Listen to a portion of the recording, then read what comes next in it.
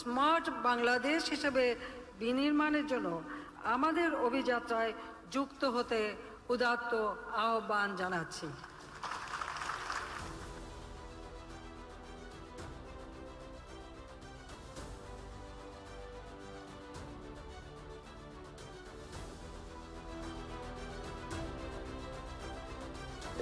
FBCCI. It was a wonderful gathering.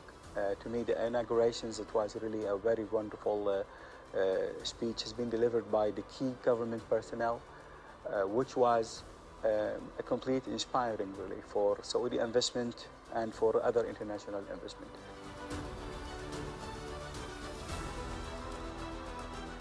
There are some countries in the world where you can just feel the fizz of entrepreneurialism. Everybody's got a deal or a factory or a business or a this or a that. Bangladesh is one of those places. The number of people who just couldn't wait to get their cards into my hand. Now, they're not doing it because they honestly expect me to do a deal, but they want to get forward their view of this country.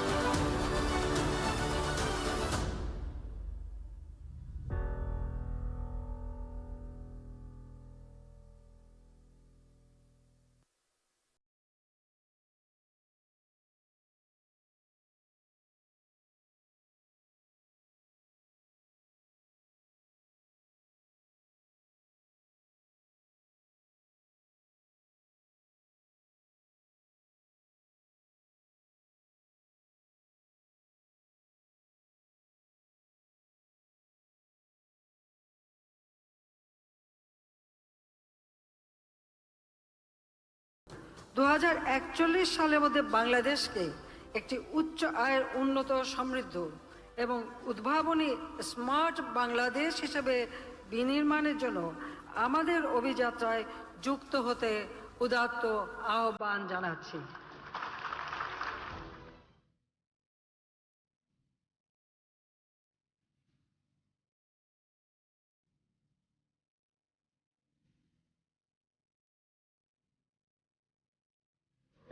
FBCCI.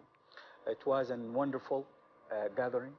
To me, the inaugurations, it was really a very wonderful speech has been delivered by the key government personnel, which was a complete inspiring really for Saudi investment and for other international investment.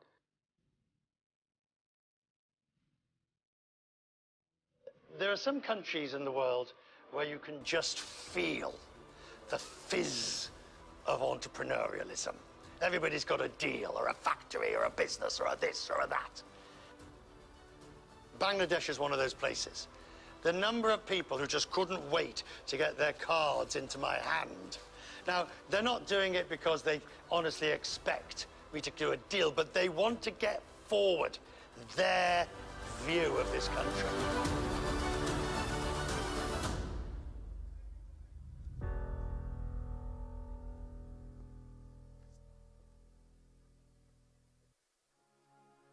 Some see just a country. Some see just people. Some just see a land. We see opportunity. We see development. We see bridges, infrastructure, and power. We see millions of lives shining on for billions of lives. We see a nation full of promises and surprises. Bangladesh is one of the fastest growing economies in the world, owing to economic and political stability. Thanks to the Honourable Prime Minister Sheikh Hasina's vision to become an upper middle income country by next decade and a developed country by 2041. As in the words of the Prime Minister herself, Bangladesh is moving forward and will move forward. The tiger economy has one of the most fertile soils in the world, naturally making it one of the top producers of food, supplying some of the world's biggest economies with everyday produce. Bangladesh is celebrated around the world as a leading textile and one of the top RMG exporters, supplying to the most prestigious brands. Today, Bangladesh has earned itself a place amongst one of the most reliable sources for procuring medicines at international quality. It is supplying medicines to the world while also meeting local demands. The leather and leather goods industry of Bangladesh have been set as a high priority sector by the government, owing to rising global demands. Bangladesh and jute are woven in tradition and culture. It is no surprise that jute is one of the largest export items from Bangladesh. It is also the second largest jute exporter in the world. The use of plastic goods and products is increasing day by day. This has also expanded the size of the industry, contributing 1% to the GDP. And the ceramics industry is also evolving with new demands, housing over 68 manufacturing factories within the country. With a new industrial revolution looming over the horizon, Bangladesh's electronics industry is growing at lightning speed. The automobile industry is also spreading its wings. The introduction of local assembly lines will reduce prices and boost sales at a paramount rate. The government of Bangladesh plans to establish 100 economic zones to generate an additional $40 billion worth of export earnings by 2030. Light engineering sector has been designated as a high priority sector and is eligible for receiving favorable incentives and facilities. The global digital market has increased exponentially, and Bangladesh has set the target to become an innovative, efficient and knowledge-based smart economy by 2041. Bangladesh is on the verge of tapping into the trillion-dollar industry with effective logistics. Bangladesh's financial sector has grown significant in recent decades, helping to provide financial intermediation for industrial growth and socio-economic development. Demand for electricity in Bangladesh is projected to reach 50,000 megawatts by 2041. Bangladesh is seeking to stimulate economic growth, innovation, efficiency in project delivery and operations, while providing a chance to expand for the private sector businesses. Potential strategic location is Bangladesh acting as a bridge in South and Southeast Asia.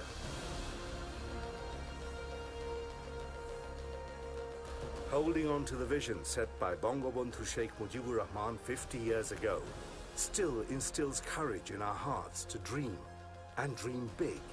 The same philosophy has led to Sheikh Hasina's bold move for Smart Bangladesh. One that will thrive, one that will prosper, and one that will move and keep moving forward.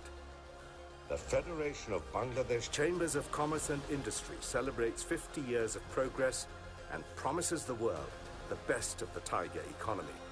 Now is the time for the world to brace itself for the roaring tigers that are coming to the global market. It is time for everyone to get ready for Bangladesh. It's time. Yes, ladies and gentlemen, we're going to start our next session soon.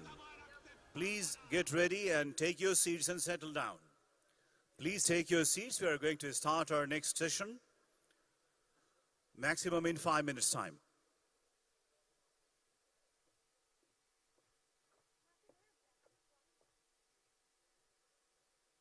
Actually, in this Hall of Fame, we have the session on digital economy to unlock new frontiers in smart Bangladesh. In the next hall, Carnival, we have energy security to attain sustainable growth.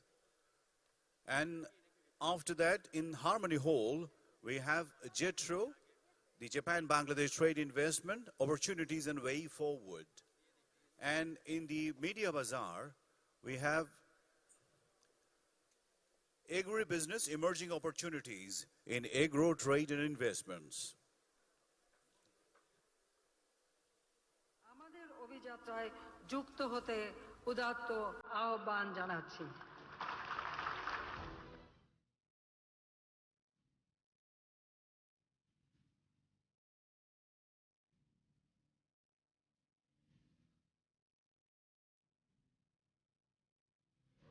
FBCCI. It was a wonderful gathering. To me, the inaugurations, it was really a very wonderful speech has been delivered by the key government personnel, which was a complete inspiring really for Saudi investment and for other international investment.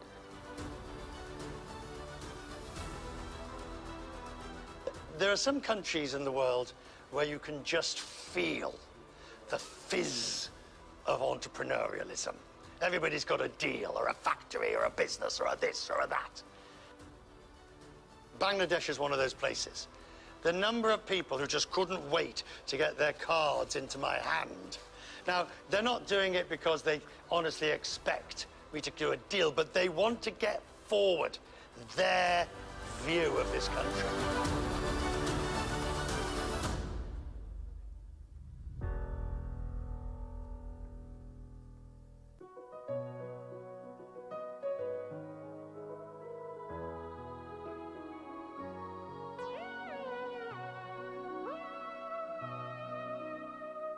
আস্থা আছে সবার রয়েছে আমারও এই দেশকে নিয়ে সামনে যাব আরো যে অক্ষরে লিখে নিতে পারো বাংলাদেশের আকাশ উজ্জ্বল হবে আরো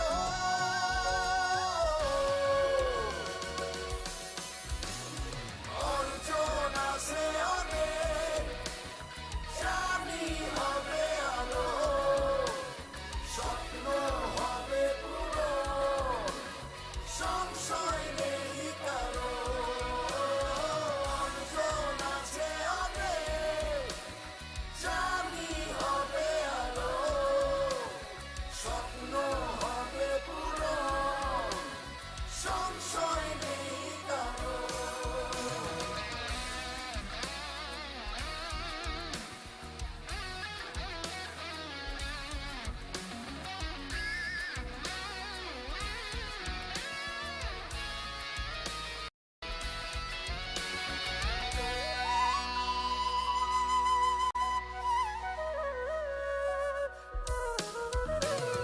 কণা থেকে মহাসাগর এ যেন বিস্ময় দেশের জন্যে গর্বে আমার মাথা উঁচু হয় ও কণা থেকে মহাসাগর এ যেন বিস্ময় দেশের জন্য গর্বে আমার মাথা উঁচু হয় কাগজে অক্ষরে লিখে নিতে পারো বাংলাদেশের আকাশ উজ্জ্বল হবে আরো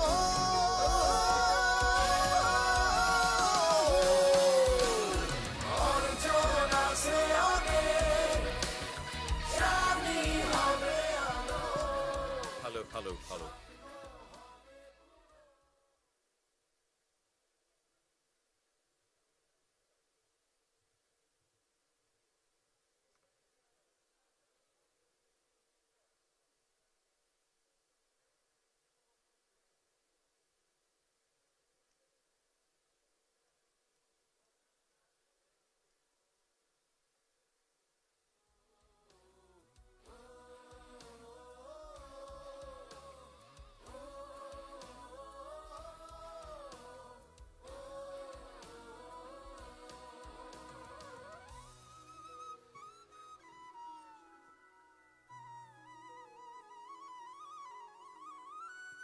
সম্মানিত সুধী মণ্ডলী, আমাদের সেশন চেয়ার ইতিমধ্যে আমাদের মাঝে এসে পৌঁছেছেন, মডারেটর সাহেব এসে পৌঁছে গেছেন, প্যানেলিস্টরা এসে পৌঁছে গেছেন। আমরা অনুষ্ঠান শুরু করতে যাচ্ছি, আপনারা দয়া করে আসন গ্রহণ করুন।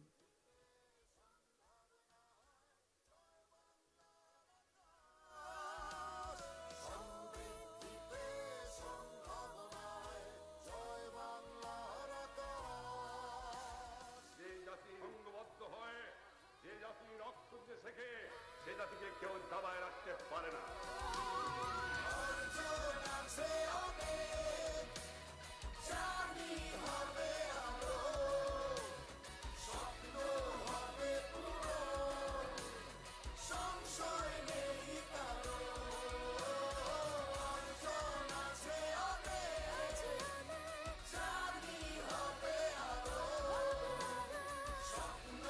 Yes, ladies and gentlemen, we are going to start our program. This session is on digital economy, harnessing the power of digital economy to unlock new frontiers in smart Bangladesh. মিউজিকটা বন্ধ করে দেন। Session Chair, Mr. Shamsul Arifin, ICT Secretary, the Ministry of Foreign Affairs, the Government of the People's Republic of Bangladesh. Moderator is Syed Mohammad Kamal, Country Manager, MasterCard Bangladesh, and Vice President of MCHEM, American Chamber of Commerce in Bangladesh. We have the keynote speaker and special guest, Mr. Junaid Ahmed Polok MP, State Minister for Information and Communication Technology, Government of Bangladesh. As panelists, we have Mr. Kamal Kadir, Founder and CEO, Bikash. Bjerke Mikkelsen, if I'm not wrongly pronouncing it. Bjerke Mikkelsen, CEO, Daraz. Mr. Vivek Sood, Joint Acting Group CEO, Asiata. Mr. Jürgen C. Arans Rostrup, Executive Vice President and Head of Telenor Asia. Russell T. Ahmed, President Basis. As guest of honor, we have Mr. Masood bin Momen, Foreign Secretary, Minister of Foreign Affairs, Government of the People's Republic of Bangladesh. I request the moderator and the session chair to take their seats along with all panelists and the keynote speaker.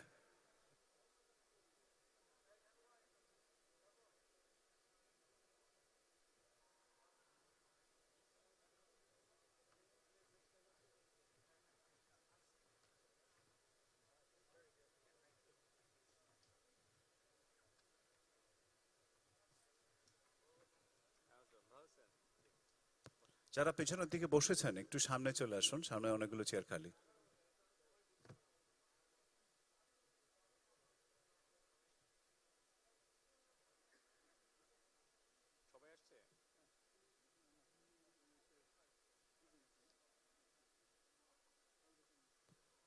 Yes, ladies and gentlemen, as I said already, the moderator, Syed Mohammad Kamal, he is the country manager, MasterCard Bangladesh, and Vice President of American Chamber of Commerce in Dhaka. Over to you, Mr. Moderator, Mr. Kamal. Thanks, Mr. Imtiaz, for moderating the session throughout the day. Honorable Session Chair, Shamsul Arifin, ICT Secretary, People's Republic of Bangladesh. Our special guest and the keynote speaker, our very own Junaid Ahmed Polok, State Minister, Ministry of ICT, People's Republic of Bangladesh. Our guest of honor will arrive soon. His Excellency Masood bin Momen, Foreign Secretary of Ministry of Foreign Affairs, People's Republic of Bangladesh. We have an esteemed panelist today, so our guest of honor is already here. So thank you very much. So our guest of honor, His Excellency Masood bin Momen, Secretary, Foreign Affairs, People's Republic of Bangladesh is already here. We have an extremely good panelist today. We have Kamal Kadir, CEO of Bikash. We have BRK, Group CEO of Daraz. We have Yogan. Yogan is the EVP of Telenor Asia.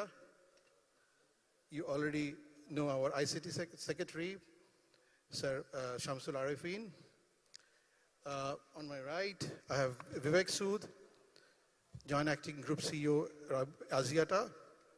And we have Russell T. Ahmed, President Basis. I would request our session chair to Honorable ICT Secretary to say a few words. So you can speak from your seat or, yeah, that would be great. Over to you, ICT Secretary.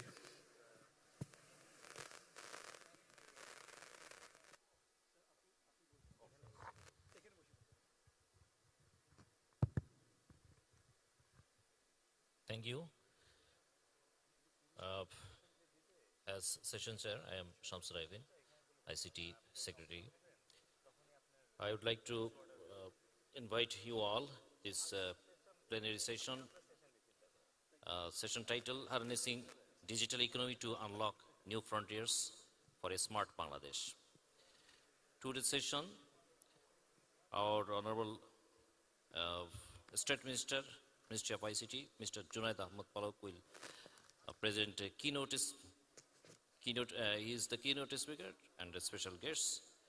And we have panelist, moderator Syed Mohammad Kamal, CEO, MasterCard, and panelist, 6 panelists we have. And our guest of honor, Mr. Masood bin Momen, Foreign Secretary, Mopal. As we know that we're going to build the smart Bangladesh, our Honorable Prime Minister already declared that Bangladesh will be a smart Bangladesh, and to achieve this smart Bangladesh, we have to go through a smart economy, a smart citizen, a smart government, and ultimately we will achieve the smart society. We know the Digital Bangladesh or Vision 2021 was declared by our Honorable Prime Minister, Sheikh Hasina, on December 12, 2008, and became an integral part of the election manifesto of Bangladesh Awami League. The Digital Bangladesh Vision was implemented with the direct implementation guidance of Mr. Shajib Wajed, the Honorable ICT Affairs Advisor to the Honorable Prime Minister. The Digital Bangladesh Vision was implemented under 4 pillars: connectivity and infrastructure, e-government, human resource development, and ICT industry promotion. The Digital Bangladesh Vision laid the foundations for a digital economy and helped Bangladesh propel towards it. Transformation in the last 14 years under the Digital Bangladesh Vision, 4 pillars before 2009, internet users were about 5 million. E-government was negligible. IC export was only 26 million in 2007. And ICT human resources was less than 1 lakh. E-commerce was negligible with almost no method of monetization, and online payments were very few. Post 2009, with Digital Bangladesh Vision, internet users are almost 130 million. Cost of internet has significantly gone down with no discrimination between the rural and urban level. Over 2,000 government services have been digitalized. ICT exports have hit over 1.3 billion. Over 20 lakh ICT human resources are in ICT sector. There are rarely any freelancers before 2009. Now there are 650,000 freelancers working from Bangladesh, making Bangladesh the second largest sources of global online freelancers. The e-commerce market size is around 60,000 crore BDT and increasing at a rate of over 17% every year. The government passed the MFS policy in 2011, and since then, many MFS organizations have been established with over BDT 300,000 crore daily transaction today and over 60 million active users, 180 million registered users, source Bangladesh Bank. To ensure the digital equality, the government established Union Digital Centers in 2010 in all the unions and later on town and municipalities, so that every person in Bangladesh is able to avail the digital services regardless of their education, income, or social standing. Now there are over 8,000 to 80 digital centers providing services from e-government to e-commerce, banking services, and even internet connections for villages. Digital economy is established because of the Digital Bangladesh Vision has been our life-saving during the pandemic because of the infrastructure laid down since 2008, both physical and digital. It was much easy for most business and even government to function remotely. We saw a huge jump in digital adoption with almost 200% growth. In the e-commerce sector alone, the government also used MFS to disburse relief to 5 million households during the pandemic. Now, ICT is being used in every sector for faster service and growth, from education to agriculture to health. Both government and private sector are designing digital services to reach the population in every part of Bangladesh. To ensure we keep supporting the growing digital economy in Bangladesh, the ICT division has taken several projects. The Enhancing Digital Government and Economy Project, the Digital Leadership Academy, and Center for 4IR under this project, the Enhancing Digital Connectivity Project, Sheikh Hasina Institute of Frontier Technology Project, Entrepreneurship and Innovation Ecosystem Development Project, Sheikh Russell Digital Lab Project, School of the Future, Sheikh Kamal IT Incubators, Her Power Project, Learning and Earning Development Project, etc. Our plan is to create a cashless society and paperless government. We have achieved middle income country status, and now we plan to achieve high income developed country status through a smart Bangladesh. The digital economy enabled by these visions will play a significant role in our growth. Architect of Digital Bangladesh, Mr. Rajib Wajed, has introduced to the concept of Smart Bangladesh 2041. Under his direction, we have started working on the strategy to become an innovative, high-income, knowledge-based economy. Thank you very much. Thank you to all. Assalamu alaikum. Thank you, Session Chair, for your enlightening speech. And I can tell you one thing, after lunch, sometimes sessions are not very interesting, but I can assure you this session will be really interesting. And you already got to know the session details. It's while we are planning to get into a $1 trillion economy, and digital economy will be contributing much towards that. And today's session is harnessing the digital economy to unlock new frontiers for a smart Bangladesh. We all know about that our government has put up a plan to become a smart Bangladesh by 2041, and digital economy will play a significant role in that. Thanks for all the the attendees here. Excellence, I'm seeing excellencies, senior representation from different organizations, ICT sectors, and many sectors and media as well. Thank you very much for being here after lunch. So I will not take much time here, and I would like to request our Honorable State Minister ICT, Zunayat Ahmed Polok, our special guest and keynote presenter for today, to give the keynote presentation. Can we have a big round of applause? Thank you very much, Kamal Bhai, for your kind introduction. Let me welcome you to my presentation, Digital Bangladesh to Smart Bangladesh. Thank you, distinguished guests. Especially, we have a lot of Masouds on the stage. Masood bin Momen, Masood Kamal, and some other panelists. So welcome to all of you to my presentation. Father of the nation, Bangabandhu Sheikh Mujibur Rahman, highlight the importance of building an economic system that is rooted in the soil, people, culture, and history of Bangladesh. This sentiment reflects the need of the create an economic system that is inclusive and responsive to the needs of the country's diverse population.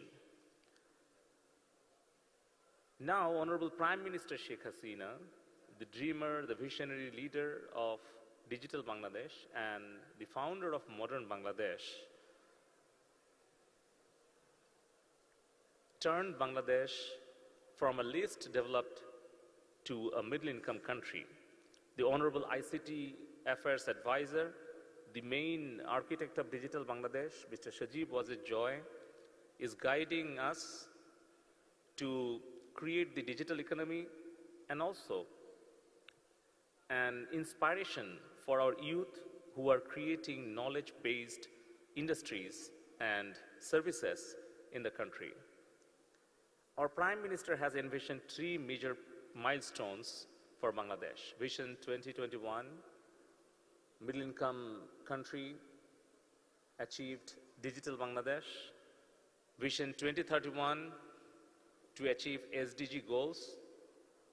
And also, Bangladesh will be the 23rd largest economy in the world by 2041. The Digital Bangladesh program was implemented under 4 pillars and helped achieve sustained growth utilizing technology as the backbone of economic development. based on these 4 pillars: digital government, connectivity and infrastructure, human resource development, and ICT industry promotion. If you look on this slide, 14 years back, there was no footprint in ICT industry or in export. From $26 million export, we have crossed $1.3 billion export in ICT sector. Also, we have been able to provide 2 million jobs in IT sector. Near about 90% our government services are now available online, and also the vital services already delivered, and more than 90% of our population are connected with internet. Over the recent years, Bangladesh has grown faster than its Asian peers and is now set to emerge as a $1 trillion economy powered by an ambitious business community. As a result of massive digitization, we have experienced tremendous growth in the past 14 years. We are globally number 1 in mobile financial services in terms of the number of daily transactions. We are second largest exporter of apparel, and we have a surging consumer market with over 180 million mobile phone subscriptions and over 130 million internet users. Our MAC population will cross 34 million in 2025, according to Boston Consulting Group's report. Currently, we have designed over 2,000 digital services, and on an average, over 2 million citizens are availing these services every month. We have on the stage founder and CEO of Bikash, who is the champion of cashless society in Bangladesh and also champion for mobile financial transaction. We have Vivek Sood, who worked in Bangladesh for a long time and helped us to develop our digital economy. E-governance service have had a significant impact on the lives of people in Bangladesh. By making government services more accessible and efficient, e-governance service has made it easier for the people to access government services. You can see the numbers and the services what showed on the slide on the screen. Still, you might be wondering, are the impact of these interventions measurable? Yes. We introduced a unique method called TCV and found that in the last decade alone, till December 2022, we delivered 6 billion services, eliminated 16 billion workdays, and 12 billion physical visits, and saved $21 billion. With the growing digital economy, our need to enhance our capacity in digital security is also taking a new shape. I'm proud to say that Bangladesh has moved up by 25 places from its previous year's rank in the latest edition of the Global Cybersecurity Index. The IT and ITS market was growing less than 2% before 2008, and since 2008, the market grew at a rate of 10% annually, and in just last 4 or 5 years, the market started growing at a staggering rate of 40% on average. The size of our digital economy is currently at 5 billion plus and rapidly increasing. We believe that the boost in industry growth has been simulated by our robust skill development projects for our youths. We focused on this as high priority achievement and took multiple coordinated initiatives by establishing research and development centers at universities. Our companies have achieved over $1.4 billion in ICT exports, up from a mere $26 million export only 14 years ago. The major export domains include services like software, development and web application, to frontier technologies like IoT, blockchain, artificial intelligence, AR, VR, edutech, health tech, logistics, game development, graphics designing, telecom, and so on.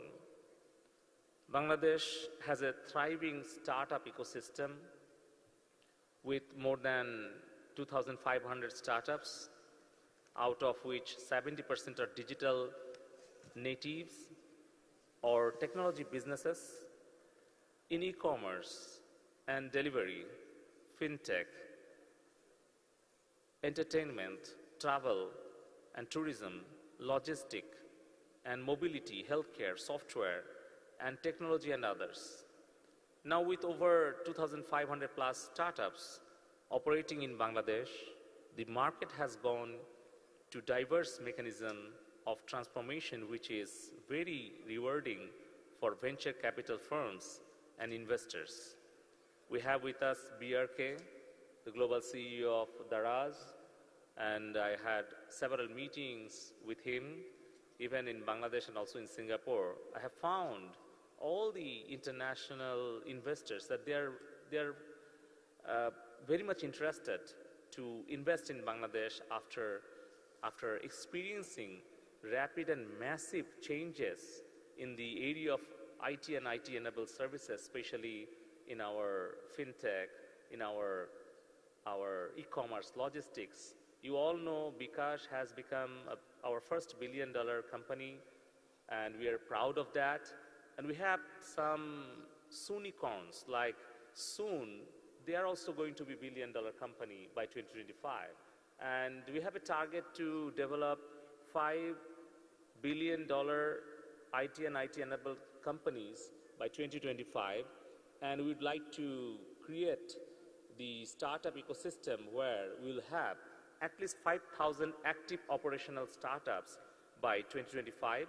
And I'm really confident that we'll be achieving all of our targets ahead of time.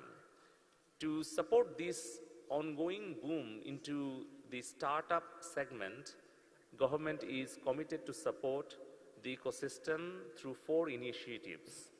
Innovation Design Entrepreneurship Academy, being the Inception Academy for early stage startups, High-Tech Park providing the free space, co-working space, and utilities across the country, and also developing university-based incubation and ideas through the Unibetter project, and investing $100 million through our Startup Bangladesh Limited company to the growth stage startups.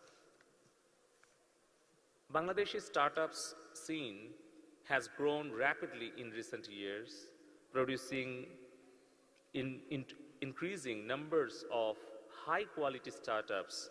To date, 100 plus Bangladeshi startups closed more than 200 investment deals. Many startups raised and pre-seed money that has not been disclosed. The increase is significant compared to the previous years. Bangladeshi startups have raised over $800 million, most of it within last 6 years. Bangladesh currently rides on the demographic dividend with 24 years age in average. Since the inception of Digital Bangladesh, we have focused on skilling up our youth on technical skills to lead in the technological world.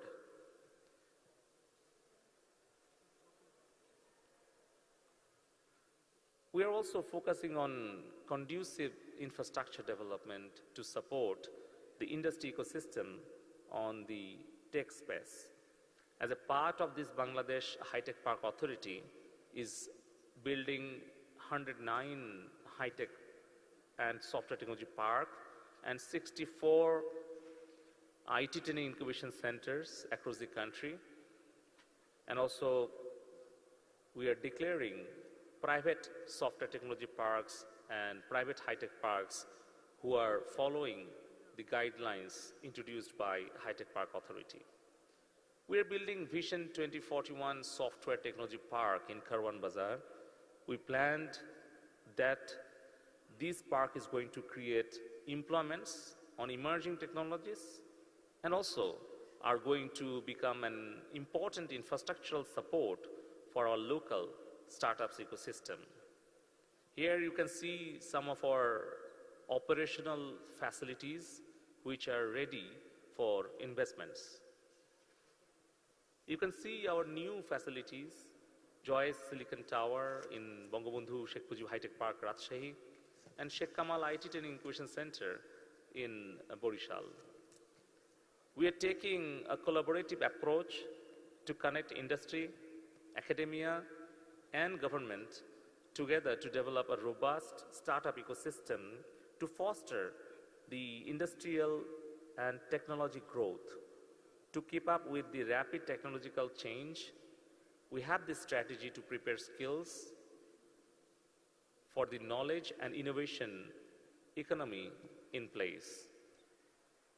As a result, we developed Made in Bangladesh ecosystem already, and we are getting investments in pretty much in all aspects of information technology, AI, blockchain-based software technology, biotechnology, renewable energy, green technology, IT hardware, IT-enabled services, R&D, etc.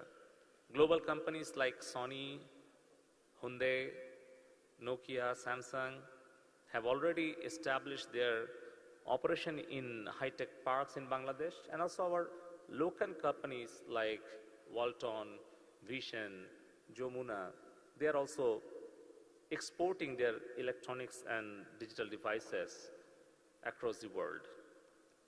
We have been able to create the new stream of digital investors, mainly because of our favorable fiscal and non-fiscal incentives for our investors.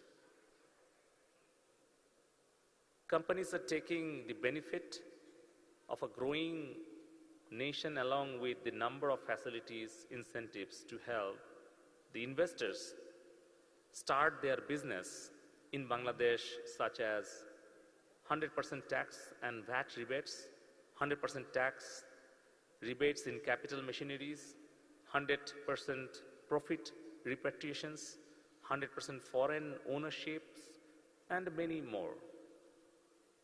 Our Honorable Prime Minister, Sheikh Hasina, emphasizes on collaboration to build a better world. She said, I quote, "If you want to go fast and far, innovate together." And it is time to look forward towards a bigger vision, Smart Bangladesh 2041. The economic goals in the Smart Bangladesh will focus on increased per capita income, achieving a steady economic growth, gradual increase of the engagement of GDP in ICT, and adapting the technological development towards industrial revolution. Bangladesh is now a role model in achieving sustain growth utilizing technology as the backbone of economic priority. And under the supervision of Honorable Prime Minister Sheikh Hasina and the proper guidance of the Honorable ICT Advisor to the Prime Minister, Mr. Sajib was a joy. Task force have been created to implement our Smart Bangladesh Vision 2041. The Smart Bangladesh 2041 will be implemented on the basis of 4 pillars: smart citizens, smart government, smart economy, and smart society. Smart citizens, where all government services will be available to the citizens digitally. Smart government, by transforming government into a digital administration, paperless office work.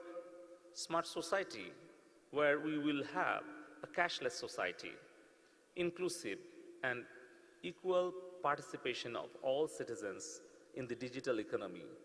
Knowledge-centric society with 100% tolerant, collaborative, and empathic digital culture and smart economy. By supporting industry and entrepreneurs to adapt to a circular ICT economy, innovative, entrepreneurial, and ICT business hub. And in order to achieve these targets, we have identified a number of transformational initiatives that will transform Bangladesh into digitally developed, advanced, intelligent, efficient, knowledge-based, and innovative smart Bangladesh. Achieving these goals will require a collaborative effort from all sectors, including the private sector, and today I want to share some ideas for our private sector leaders present here as a food for thought. With a population of over 180 million, Bangladesh has a large and diverse consumer base, which is rapidly expanding as a result of increasing urbanization, rising incomes, and improving living standards. One of the most significant drivers of this growth is the emergence of a surging middle-income, affluent class in Bangladesh. This group of consumers has been growing at a remarkable pace, at a higher rate than its regional peers, with estimates suggesting that their numbers could reach 34 million by 2025. As per our digital adoption trend, the digital economy is going to grow rapidly over the coming decades. We have seen the changing mindset of our industry champions in adopting digital services, driving a more data-driven business, and that a good thing. In recent research, we saw that a new breed of private sector champions has emerged in Bangladesh, comprising innovative companies that have bold visions, are focused on building better consumer and customer outcomes, and leading the charge toward creating global brands. The private sector engagement opportunities in the Smart Bangladesh initiative are enormous. Today I will share 2 proposals to the business leaders present in this session. We must invest in the manufacturing our made in Bangladesh digital products. Like ready-made garments, opportunities can be explored to develop and manufacture digital devices, robotics, IoT devices in Bangladesh and explore global markets with those products. Also, the private sector has numerous opportunities to invest in startups. The architect of Digital Bangladesh, Shajeeb was a joy, is guiding the nation to generate our own innovative ideas to take the lead in the global ICT sector. He said, I quote, "Find your own niches, find new technologies, find your own innovations. Do not imitate, innovate. Let's work together, innovate together to make and build a smart Bangladesh. Be innovative and smart. Joy Bangla, Joy Bangabandhu." Thank you very much, Honorable ICT Minister, for giving back 6 minutes to us. It's a good news.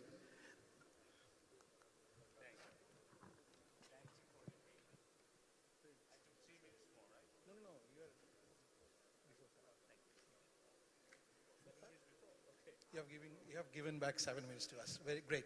So, as usual, very exhaustive, very informative presentation from our ICT Minister, and he has given a context on the digital economy and which are the places the business community can invest in Bangladesh.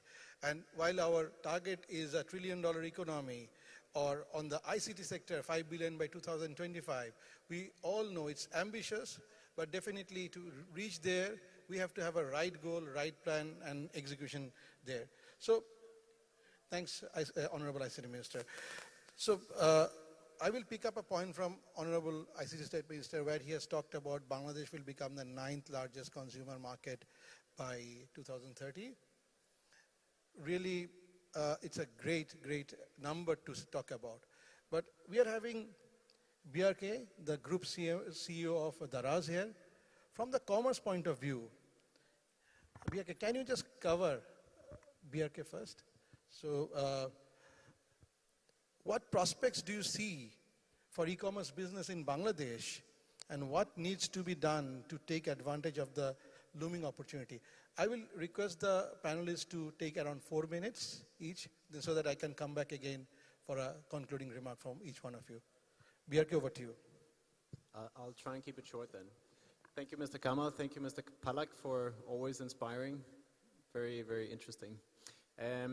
I think from my side, I've been investing in and operating in Bangladesh for the last 8 years. We've seen, great years. We've seen some tough times as well. But I operate businesses across South Asia, and there's no other market where I've seen so much structural progress if I look at where we are today compared to where we were just 5 years ago. So really, congratulations to everyone. So that's amazing. And now we're at a place today where we have an ecosystem. 5 years ago, we didn't really have the ecosystem. Now we have the internet connectivity. We have the payments. Kamal has built an excellent business around the payments infrastructure along with others. We have the logistics business. We have financial services. We have credit appetite. We have a huge talent pool that's growing every day. So there's so much opportunity here, and e-commerce is still only a couple of percent of the retail market, and in other countries around Southeast Asia, it's already hitting close to 20%. So there's no question about the opportunity. But if you ask me, what is it going to take? What are the most critical factors for us to really tap into, the 9th biggest consumer market by 2030? That's a huge opportunity. And for me, it's 3 things. Number one, it's customer centricity.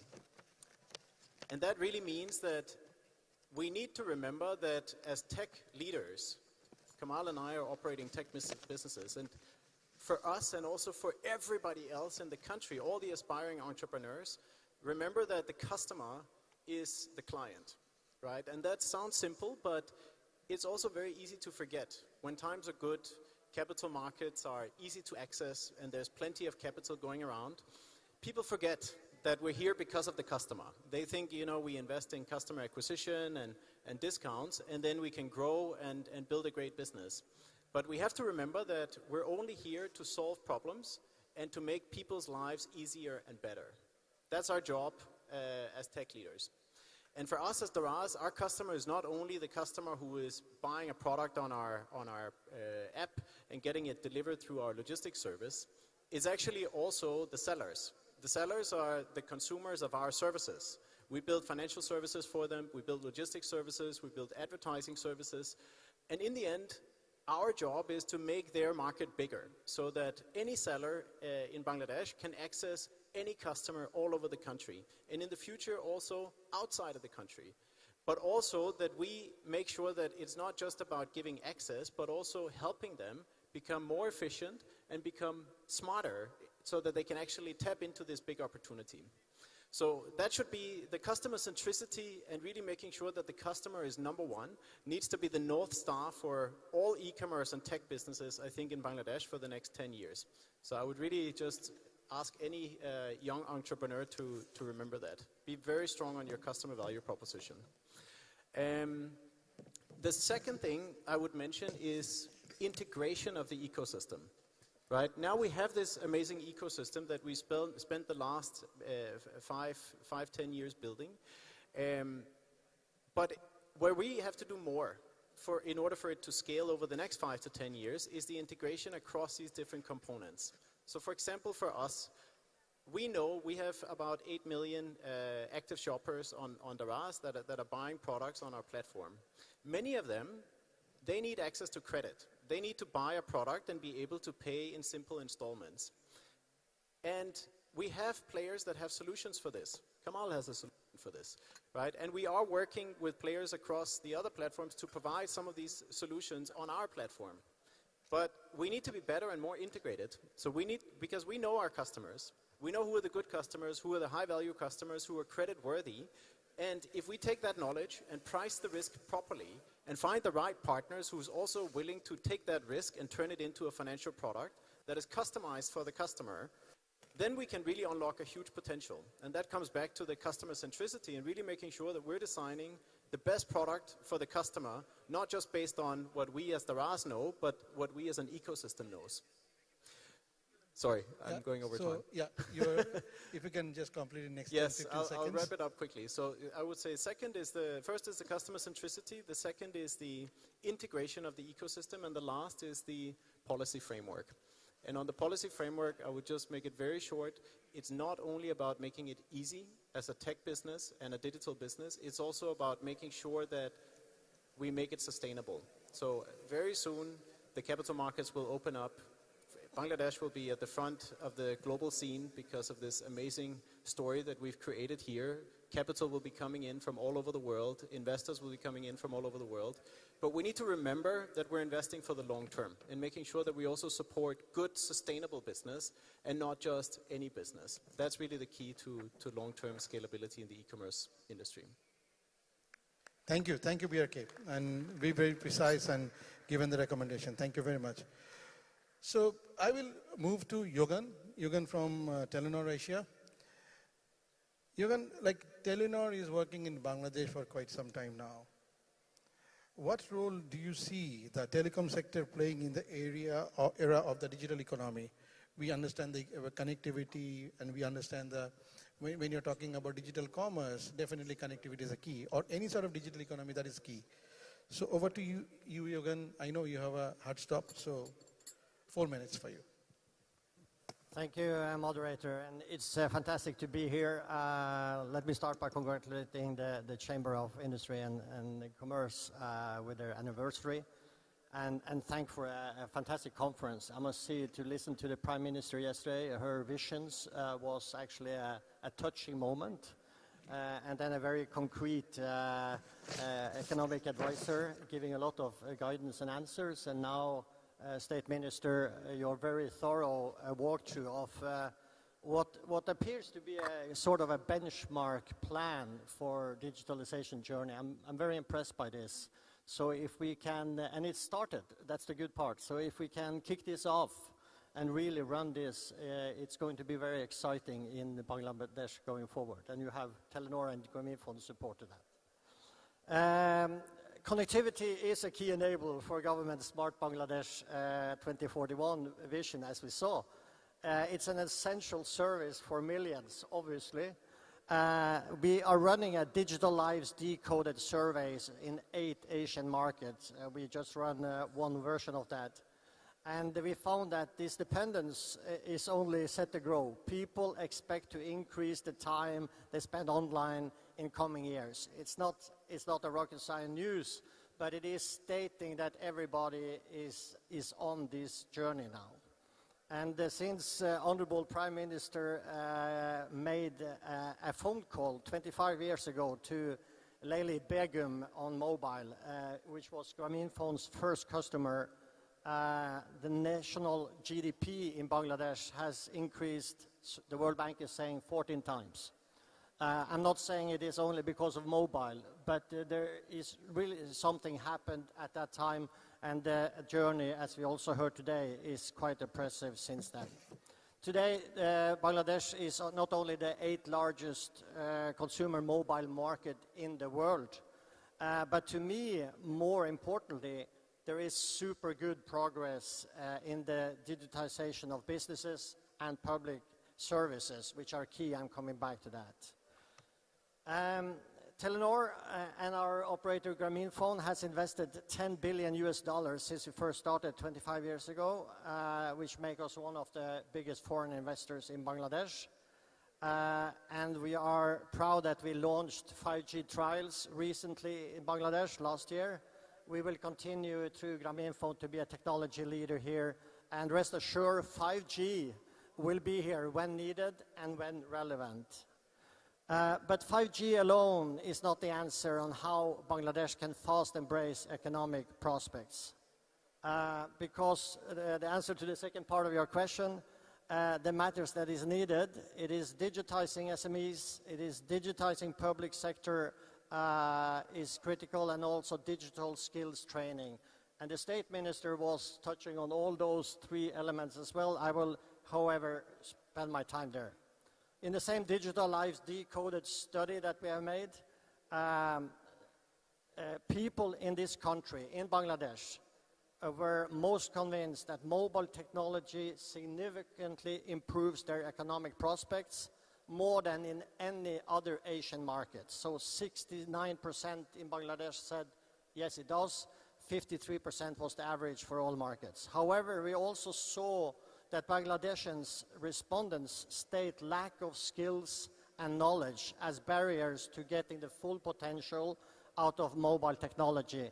Here, 60% of Bangladeshans surveyed gave these answers versus 49% in the survey on average.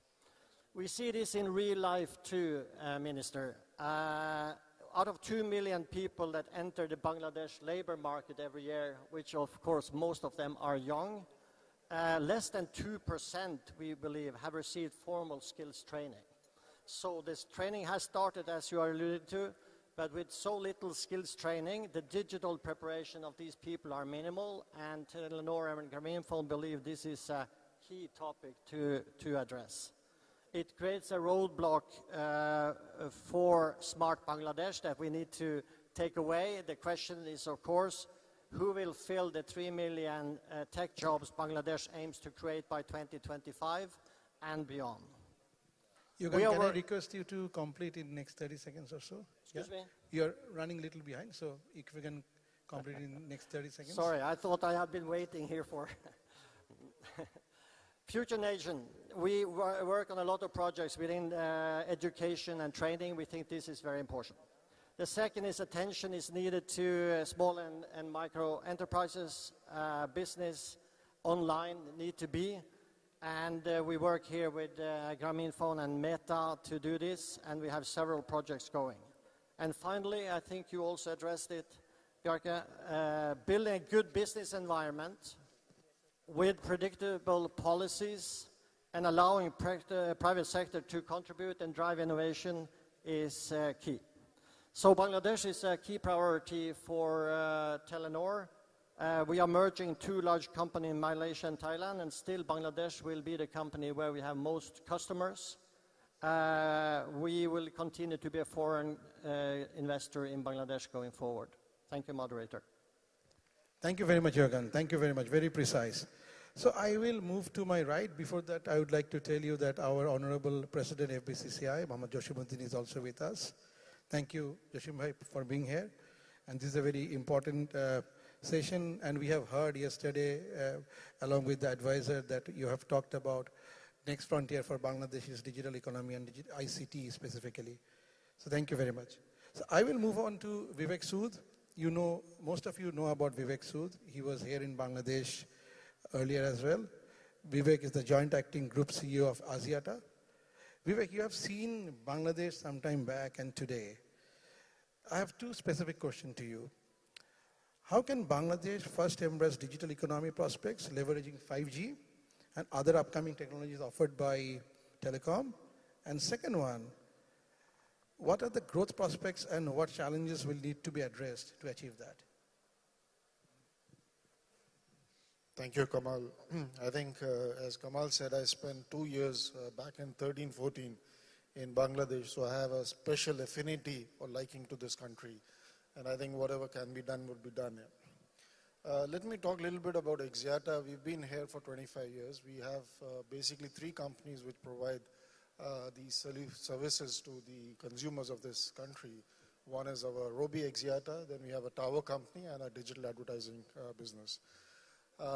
Let me say that, we 15 years back when the Digital Bangladesh vision was set by the Honorable Prime Minister, I think we were part and parcel of delivering that vision. And I think that vision could not have been done if access, connectivity to the large population of this country wasn't provided. And it could not have been possible if we hadn't invested in bringing that along with the policies framework which was set by the government to make it happen. So I think we feel proud of creating that digital Bangladesh vision come true. Having said that, I think the smart Bangladesh vision is something quite different in my view than what is digital Bangladesh. It goes beyond what the borders of just digitizing the societies are. It goes much beyond that. It goes beyond just creating the internet connectivity for the consumers. I think that's where the challenges and the policy framework becomes extremely important. It cannot be the existing policies which can deliver that vision. So having said that, I think let me just touch a little bit around your question on how do we see 5G and the implementation of 5G in this country. I think my view is it's not going to be very different from how it's been evolved in other markets. I think 5G at the moment, globally around 1 billion consumers of 5G. They're expecting by 2030, 5 billion consumers of 5G would be evolved. So which means pretty much 60-70% of the world population would be running on 5G. And which means effectively Bangladesh has to get to that path to be competitive in the market place and to provide that kind of smart Bangladesh vision to come true. Having said that, I think the policy framework there has to fall in line with meeting that particular demand. For example, let me say that, for us as telecom players, as we move from 4G to 5G, there's going to be substantial investment. And our target is to bring down cost per gigabyte. So which means policy framework should help us support in that investment, whether it is in the form of shared networks or whether it is in form of, policy framework which allows spectrum to be more affordable. So I think that's something which we think is important as part of the discussions we have. Second challenge which we see is really around the digital inclusion itself. Our view is around 120 million customers who use internet in Bangladesh, in our view, is still pretty much nascent in terms of the services and solutions they use. For them to go up into the new category of services and solutions or experience or digital life, as Jürgen said, I think requires shift from the existing technologies to 4G to start with, all moving to 4G. So we should be having ways and means to kind of migrating all consumers there. But having said that, I think the government has to work with us on providing right digital literacy. If you don't have that right digital literacy, you will always have lower end of the pyramid being deprived of being part of the digital inclusion, digital society. So I think that, in my view, is extremely important. Third item, I think, is we as an industry have always struggled with the taxes. I think the taxes should be used more as an investment vehicle than actually collection of revenue, in my view. We pay more than 50% of our revenues in taxes, and that makes even the services more expensive for the consumers. So I think something which we need to look at. The other area which I think is where we should be probably, I think the minister talked about is actually device ecosystem. I think we can provide access, we can provide connectivity, but if you don't have the right kind of devices in play, which provide the right kind of services could be utilized, whether it is on IoT, whether it is on handsets, devices, if that does not play along with the connectivity access layer, then you will never have consumers actually adopting those services. So I think devices, in my view, is extremely important. The last bit I would say as a challenge, what we face as an industry is also that the licensing in Bangladesh is somewhat fragmented, which is fine, which is a policy decision of the government, but there should be willingness to invest in outside what mobile operators are investing. If you do not have, that becomes a bottleneck. For example, 5G. If you do not have a good transport, if you do not have good fiber network in the country, even if we put the right kind of equipments, access to the consumers at the last mile, you can't move the data across. 5G will become completely useless. So unless there is willingness to invest in the transport, on connectivity, fiberizing of the towers, etc., 5G will just become a dream. So I think some of these policy discussions, in my view, needs to be carried out if we want to move to that 1 trillion economy or meet the Smart Bangladesh vision of 2041. Yeah. Thank you. Thank you very much, Vivek. It's very enlightening. So I will move to the extreme left. Kamal Qadir, CEO Bikash. Kamal Bhai, you and me, we work in the same industry of DFS or digital financial services. We know, according to Bangladesh Bank data, every month between MFS cards together, almost 13 billion worth of transactions are happening, be it P2P or ATM transfer or payments, and almost $150 billion a year. But we are also seeing that our Honorable Governor has given us a target to become, like, out of all transactions, 70% transaction will be digitalized by 2025. So it's a big target, we understand. I will come to you and will definitely, DFS is having a significant role towards the digital economy. Why you think digital financial services important for Bangladesh? That is already proven, but give us some more light to that. What are the growth opportunities in DFS, and how can Bangladesh turn the growth prospects into reality? Over to you, Kamal Bhai. Thank you. Well, first of all, Honorable Minister and respected secretaries and fellow colleagues, Assalamu alaikum. Well, I mean, Vivek is present here, and these are the people who built the telephone network. We are somewhat building something on top of that.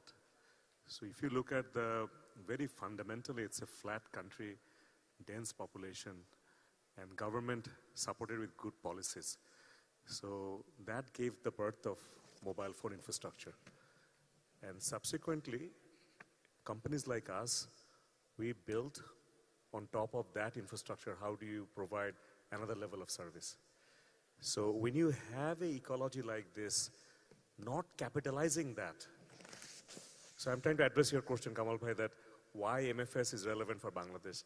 So when you have a situation where close to 87 million unique customer, or even now it's probably 100 million unique customer has individually owning mobile phone. And each of those mobile phone is a small computer. So, and then you have network all over the country. And you have good regulation that protects customer fund, and that also gives visibility to the central bank where the money is. So when you have these ingredients, MFS type service, there should be no reason why it should not be, should be there. So once we have it, you're talking about the benefits, it brings tremendous amount of benefit. It gives, of course, the fund transfer and the efficiency. I mean, if you look at the distribution cost of different services has gone down. Mobile network operator, we use a major part of their airtime is now sold by us, through us. And that's reducing their efficiency, reducing their cost, increasing efficiency. And 3 in the morning, when somebody needs airtime, people didn't have that option before MFS service was there. People had to wait until the next day or borrow someone's phone to make a phone call. But now you can top up your phone and you can make a phone call. So benefits are very tangible. I'm going to give you, share with you one intangible observation that economists made. So a group of economists, in combination with some economists in the US, Bangladesh Bank, BIDS of Bangladesh government, did a study. And what they demonstrated that people who are using MFS in poor part of the country, their nutrition intake has gone up. So we are a bit startled by this thing. What we found is that when you don't have MFS, then parents are working somewhere else. After 2 weeks, they're sending money through some means, and then you're getting nutritious food. But that nutrition is not, the intake of that nutrition is very different than when you're sending it small amount of money every day, and you're buying an egg or you're buying some better food. So the benefits of different kinds are there. I mean, of course, there's government safety net is there, and common people having a place to store money. I mean, we are looking at, Honorable Minister, you're showing how our income is going up. Where will people leave this money? It's a very important thing because a large number of countries, people don't have access to storing money. And if you don't have the ability to store money, you don't get out of poverty because you're earning money, you're spending next day. But when you have a capacity to store, then you have a different kind of perspective about your life itself. I mean, a service like bKash today has become the collective mattress for the whole country. Like instead of putting the money under the mattress, you're saving the money in a system like bKash, which subsequently putting the money into either government treasury or into scheduled commercial bank. That way, in terms of financial inclusion, common people are participating in the country's economic growth. Because I have the electronic money in my wallet, but the physical money is either with the government treasury or the scheduled commercial bank. And then those institutions are giving money for other activities. So a rickshaw puller is today participating in the digital economy that way. So benefits are definitely immense. Now going forward, if you look at very simply the vision Honorable Prime Minister has given us, if you just reverse it a little bit, 15 years ago, whatever GDP income we had per capita is equal to what China has today. Okay. So if we fast forward 12 or 15 years, we have, as the minister you were showing, that we'll have over $12,000 per capita. So for that, we need different kind of preparation. We need to make sure the regulations are there, where the consumers' interests are protected. And we need to make sure that there's a level playing field across the industry. We need to make sure we have all the right ingredient to attract foreign investment. And finally, I want to point out that a company like bKash, after the political direction, central bank came up with a regulation, and we were able to operate as a practitioner. But after 12 years of a lot of hard work, what we have demonstrated that foreign direct investment, some of the best investors in the world, can be attracted to Bangladesh. Of course, the common people's utilization of this kind of platform validates most important thing, that people adopt technology here. But it is also demonstrated that, what is also validated, that good quality textbook companies can be built in Bangladesh. So I think if we focus on those areas, like how do we keep the governance clear? How do you maintain the regulation clear? How do you have a level playing field, or all are operating in the same space? I think the visions that is being set can be achievable very easily. Thank you very much, Kamal Bhai. And definitely, from the DFS point of view, we all want to see the regulations are right. And secondly, we all believe that if the money is stored in a digital form, that is digital economy. It's money is out of digital form and withdrawn from an ATM or a agent, definitely it's a cash again. So I will move to my extreme right. Russell Bhai, I have categorically kept you at the last of this session as because yesterday at the opening ceremony, we have heard that next frontier for Bangladesh's economy is ICT. When you are talking about a $1 trillion economy, definitely ICT will play a significant role. While the government has given a target of $5 billion by 2025, from basis, you have also talked about and given a vision to the Commerce Ministry and relevant ministry.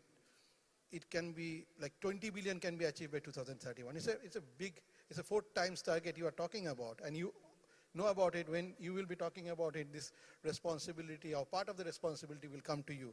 So my question to you, in light of 4th Industrial Revolution setting in full swing, what prospects do you see IT and ITS, and what will be the area of interest?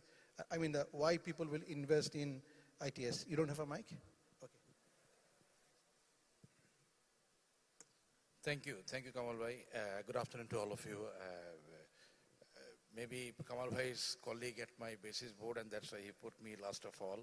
After all these eminent speakers, especially after our, very recently we had Soft Expo, the largest IT-ITS exposition, a couple of weeks ago, where the industry has named Mr. Junaid Ahmed Polok Smart Minister of Smart Bangladesh.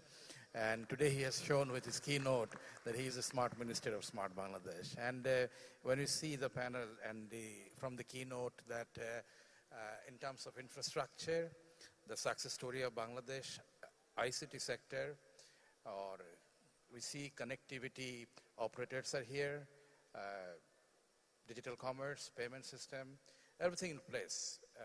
Now, since, as you have mentioned, Kamal Bhai, we are in the business summit organized by FBCCI, and very happy and humbly happy to see that Joshim Bhai is here too.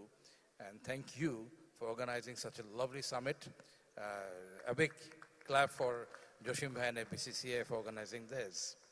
Yes, we have mentioned in the Soft Expo, and if I go back just a couple of weeks, sometime in early February, before Soft Expo, we had a small discussion with our Honorable Prime Minister. Myself and Joshim Bhai was in the same discussion in the morning with Her Excellency, our Prime Minister. She mentioned to us that we're looking at you, that ICT will be the next export destination. ICT will be the next export foreign currency driver. So that comes as a responsibility to the industry. We worked out, and then the number we have shared from the Soft Expo, that $20 billion can be achievable by 2031, provided we do a few things right. And then, right after Soft Expo, it became a buzz, not only among the industry stakeholders, policy owners like Polok Bhai himself, our private sector advisor, and also among the media. Very number of questions coming to me, the number you have mentioned, how that is possible. We are coming up with a solid paper that how it is possible so that we can provide specific guidelines to the government and other stakeholders. I share a few numbers, so that will help how, because it's a business summit, it is the right platform to talk about business, because export is so important for Bangladesh's economy, and there is no alternative to find the next possible sector after RMG, which will actually provide foreign currencies. 4 of our major export destinations, USA, European Union, UK, and Japan, currently has 10 million people shortage in the ICT sector itself. Among these 10 million, if we target 1%, which is 100,000, sorry, 1 million, 10% is 1 million. Now this 1 million means and by 8 years, by 2031, if we reach up to 20 billion, today we have about 1.4 billion, we're talking about 2 billion growth every year. I share an example of Philippines.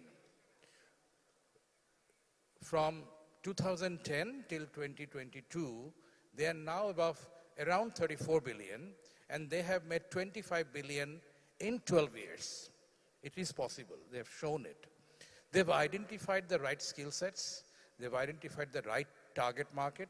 They have identified the proper strategies. So that's possible. And to achieve 20 billion by 2031, the market is there, only 10% we need to cap. And then how many people we require? We require 1 million people, but we produce 25,000 IT graduates every year, which can give us in 8 years only 200,000 people. Are we short of 800,000 people, another 800,000 people? The answer is no. Because there are a number of ICT services which does not require computer science graduates. There are a number of offshore services can be provided with regular graduates from any disciplines. So if we can do a few things right, these things, this target we're talking about is very much possible. In this business summit, yes, our smart minister has appealed for investment in the startup ecosystem area. At the same time, the manufacturing area. I want to propose an appeal to invest not only the international investors. I have seen a number of non-resident Bangladeshis in this summit. At the same time, with the help of Joshim Bhai, Honorable FBCCI President, I want to convey this message to our local conglomerates to invest in IT offshore destination development and to invest in human resource. This industry will not let you down. This industry has all the potential to surpass RMG by 2041, by the time Bangladesh becomes middle income to higher income country. With that note, I'm all optimistic. I believe I have shared my data that this is how we can achieve 20 billion by 2031. Thank you very much. Thank you very much, Asal Bhai. We really believe this will be achieved and ICT will play a significant role within the digital economy. So I will have a quick round of 1 minute each, starting with Kamal Bhai. If you want to give a concluding remark or anything else, then I will come to our ICT State Minister to talk a little bit about the overall, what he has heard from the panel. So over to you, Kamal Bhai. Quick 1 minute concluding remark. Sorry, you caught me on the blank spot because I thought you were following the same sequence. Correct. But, you will start, yeah. So I think the progress we have made in last 15 years is the best part of this is that we, earlier if a liberal magazine would be mentioning that we are our future growth is that, our future growth is this, there was no predictability. But now Bangladesh's economy is predictable. So if certain things are not working, but many other things are working. Okay. So I think that is the I mean, I don't want to go with a vague term saying we are resilient. I just want to be a bit specific that there are sufficient things are working in the right direction that we can predict that the country's economy is heading in the right direction. And on the digital space, I would point out one thing is all our growth are very inclusive, and it's the bottom-up growth we have. We see many places where maybe the cosmopolitan cities of some countries are very digital prone, but the bottom layer have no visibility of it. But in our case, whatever growth you are seeing, it's from Teknaf to Tetulia, more or less in one pace. And I think that is a tremendously positive thing for a company like us or digital adoption for the country because common people are adopting it. Thank you very much, Kamal Bhai. I will come to BRK. So if you can give a concluding remark. Yeah, I'll keep it very short. I very much agree with Kamal that the predictability is key, and it's a very I think when I started doing business in Bangladesh, it was a bit of a gamble to see, is this market really going to do all the things that it takes to get to the, to the next level?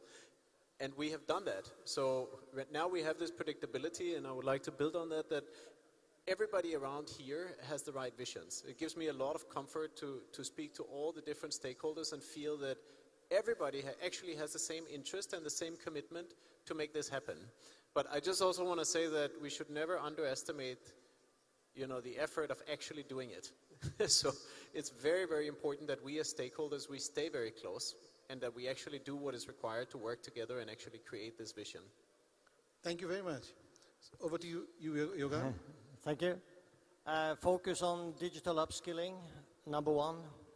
Number two is we need those public services and businesses to go in front and help them in that.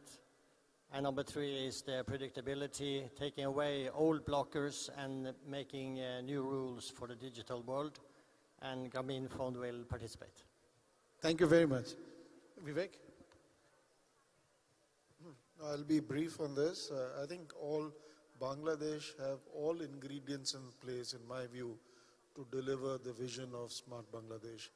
I think it's really around how do you have policy frameworks which is more certain, more predictable, and looked at from a long-term destination where we want to go. And I think as operators, we are open to have those dialogue with the government to put the right kind of a policy framework to make this vision of Smart Bangladesh come true.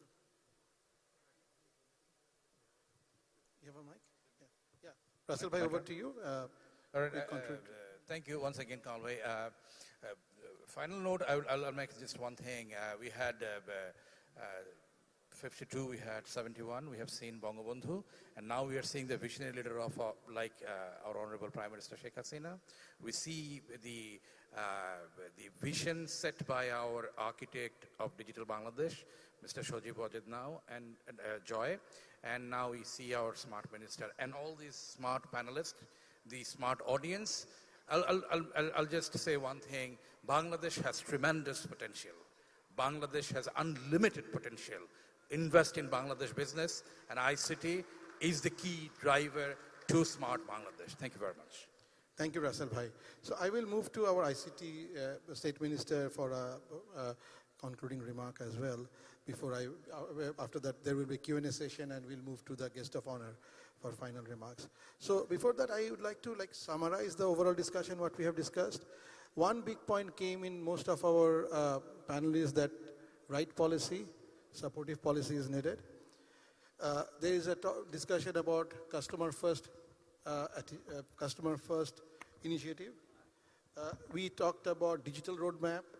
We talked about a shift from current to the digital mode, or digital literacy is also needed. Then we talked about a level playing field, and so on. So I think it's the stage here today, it's a very heavyweight stage. If you see from left to right, I think these are the players who will take Bangladesh to the next level on the digital economy. First, I would like to give a round of applause for the panelists. So I will request our Honorable ICT State Minister, if you can, sir, you can give a remark on the overall discussion, what you have heard, as because you have given a tremendous good presentation after that it has happened. Thank you. Thank you very much, Kamal Bhai, for your excellent moderation. So I'm also agreed with you. Definitely, it was fantastic discussion. All of our panelists, they have contributed and shared their thoughts, their recommendations, suggestions, and future plans with us. The only one thing what I have observed is missing. That is, we have actually taken three-prong approach between ICT division and BASIS. Always we talk about the collaboration between government, industry, and academia. So in this stage, on this stage, what I have observed that we have a representation from government, policymakers, we have secretaries. I am here from the cabinet. We have fantastic champions from private sector. The only one major player is missing here, which is academia. So I hope the next time we have president of FBCCI, Joshimuddin Bhai, we are really happy and proud to have you as our leader, and you have organized in this business summit in a bigger scale. So we are really proud of FBCCI and your leadership. So I would like to congratulate you for organizing this, but definitely we should have three-pronged approach, which is government, industry, and academia collaboration. So a few more things I would like to share with you in conclusion. That Honorable Prime Minister Sheikh Hasina always, she focus and she says that government should not do the business, government should create business-friendly environment. And you see, we have 3 success stories on the stage. In 2010, maybe Kamal Kadir Bhai, when Honorable Prime Minister Sheikh Hasina introduced our policy for MFS, and also Honorable ICT Advisor guided Bangladesh Bank to set up National Payment Switch. These 2 decisions created the opportunity for Bikash and Kamal Kadir. Now, Bikash is the champion of mobile financial service.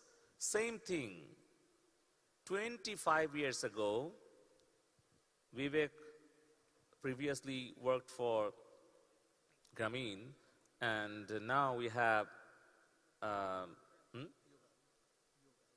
Yuagan, who is the director for Telenor for Asia. We met before many times. So Honorable Prime Minister Sheikh Hasina actually broke the monopoly of telecom and introduced a new policy and created the competitive environment for the telcos. And now you see the revolution of mobile phone telephony, and each and every households, each and every family, they have at least one mobile phone. These kind of policies are really very much needed. And last one, BRK, not only they have invested, they have actually created the attraction of many foreign direct investment in Bangladesh. So in 2018, Honorable ICT Advisor guided us to introduce digital commerce policy. We have a very dynamic president of E-Commerce Association of Bangladesh and very popular public figure, Shomi Kaisar. So under her leadership, we have seen that e-commerce became the lifeline of our trade and commerce during COVID time.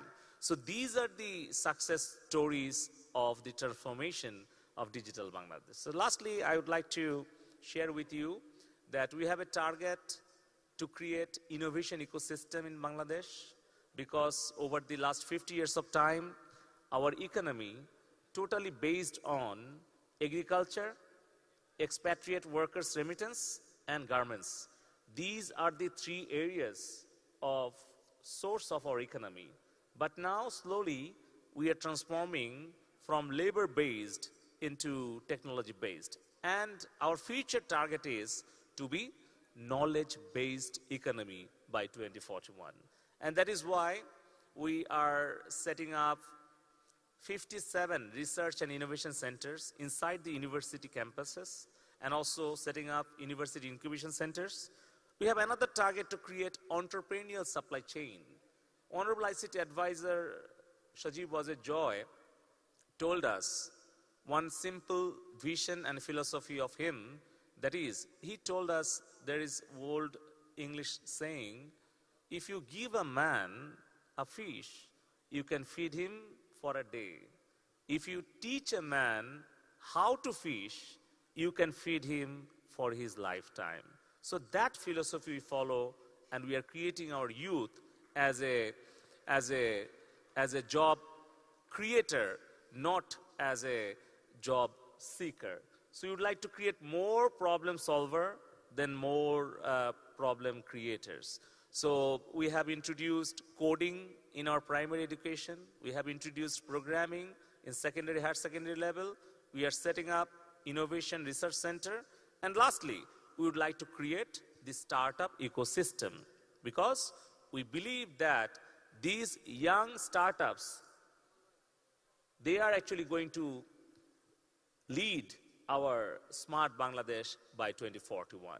So with this, I would like to conclude to request all of you, this is not the time to compete to each other, rather collaborate to each other. Let's work together, collaborate to each other to build smart Bangladesh, to create a $1 trillion economy by 2041. Thank you very much. I took your microphone so that you cannot stop. I know. Always a smart minister will do that. What he was telling that he has taken my mic so that I cannot stop him. So I know you are unstoppable. We know about it. So I will move to Q&A, but I believe Yogan needs to leave with the permission of the session chair, special guest and guest of honor. We are allowing him to, yeah. Joshim Bhai, do you want to join us at the stage? Joshim Bhai, do you want to? We are talking about digital economy and your presence at the stage might be needed. Please, for a few minutes. Yeah, so we will be moving to Q&A. We have a mic at the audience. Do we have mics? Do you have the volunteers who are having the mics? Okay. So we have started almost 45 minutes late. Already it's 15 minutes over time now. It will be precise. I will take few questions, not much. Voluntarily, if you want to have question, you have to be very specific on digital economy only, number one. And number two, introduce yourself and shortly ask about the question specifically. Let's not have a long question. So can we have a mic? I think do you have a mic here? At the second row. Can we have a mic at the second row, please?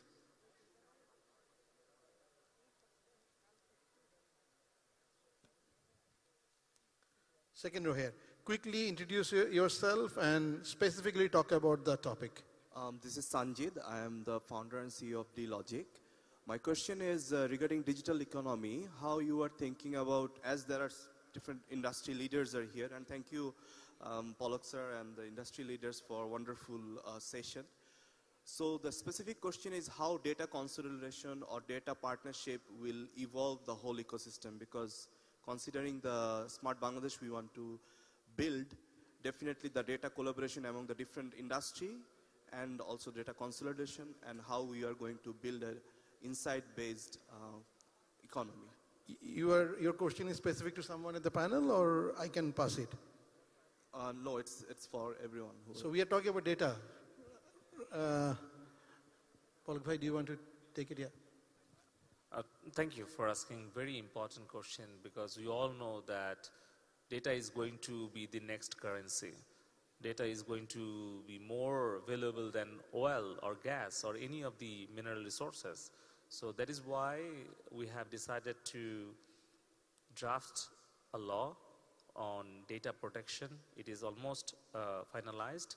We are going to have meeting with Honorable Law Legislative Minister, and also we are going to have stakeholder consultation. After that, there will be some classification of data so that we can create that opportunity for the startups, for the private sector leaders and innovators, so that you can also process open data, you can utilize some kind of exclusive data, and also we can keep protected our citizens' data. At the same time, we can protect our classified data. So all these things are really very critical. We are studying general data protection rules of European Union. Recently, we have seen how Australia introduced their data localization law. Also, we are studying Singapore and some other American and Indian laws, so that we can make a very smart and forward-looking liberal data protection law. I think many of your opportunities will be created, and many of your questions and your interest will be fulfilled by introducing data protection law. So I think within this year, we'll be able to enact this law. Thank you. Thank you, thank you. Thank you very much. Any other question from the audience? Before that, I would like to go to this side. Can I go to this side? There is a... Just introduce yourself quickly and ask, if you're having a specific question to the panelists, please ask accordingly. Good afternoon, panelists. My name is Shipan Halder. I represent a company called FarmAidRx. I'm actually an investor from Canada. I was born in Bangladesh, which brought me here to this beautiful country to invest in IT and technology. So my question to all the panelists are the great successful stories that I've heard from all of you guys. How do we encourage more people like myself and other international investors, and how do we open the channel for Bangladesh on the IT sector for them to come in? And how do we make it smoother? How do we advertise it a bit more, better? Thank you very much. I believe you are the story, actually.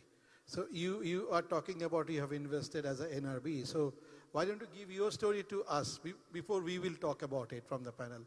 He's a basis member. Huh? He himself is a basis member. Okay.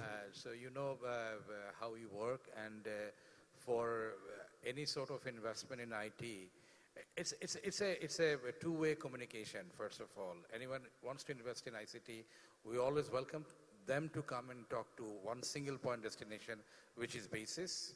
We have all our hands of cooperation for you, and at the same time, for people like you brand Bangladesh to rest of the world, rest of the people where you live in Canada. So invite them, and then we can collaborate. The margin is there. Thank you. Perfect. Thank you. Very well said. Can we come to this side? We have Shomiappa. You want to ask something? As because we have to have some. Just hold on. You want to ask any question? As because digital commerce is the Shomiappa, Shomi Kaiser, President, E-Commerce Association. So digital commerce is the, while we are talking about ICT, we know that digital commerce is also the next frontier. Do you want to comment or ask any question? Thank you so much. Basically, I wanted to make some comments.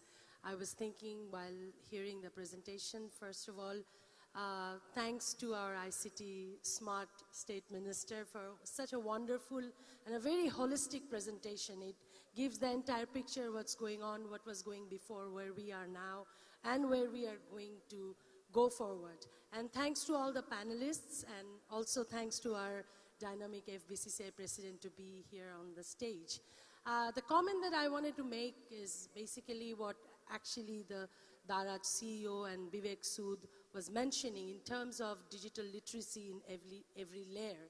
This is where I feel a critical area when I work with all the professionals and entrepreneurs in e-commerce. We have seen that e-commerce market has grown almost 70 to 80% during COVID and post-COVID. So this is where how we can actually join hands with the local conglomerates investment that Russell Bhai mentioned. This is a tireless job for us, those who are the businessmen here, e-commerce, we have wonderful entrepreneurs here. We look for angel investment, but we always go and reach out to our local conglomerates to invest on us, on our human resource.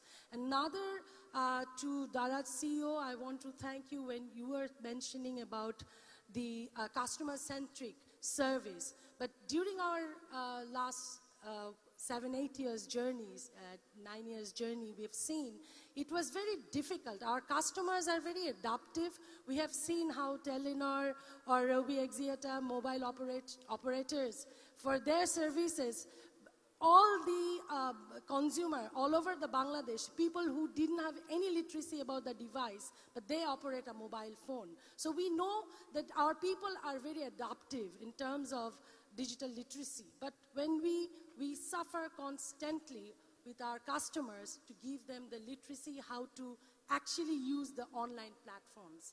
So this is where we want to work, and maybe Daraj can also help us. Thank you so much. Thank you very much, Shomiappa. Yeah.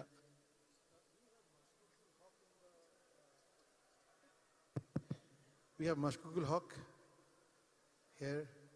Can you just raise yourself if you want to ask anything? Can we have the mic here? Hello, I'm Sheikh Sharfuddin, a startup owner. So my question is for Junaid Ahmed Polak Bhai, that what advice what would you like to provide the new startup owners in accelerating the $1 trillion journey?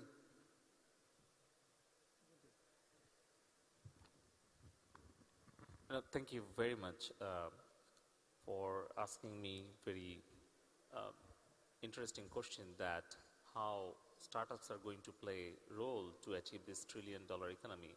You know, currently our GDP size is $468 billion, and we have a target to create $1 trillion economy by 2040.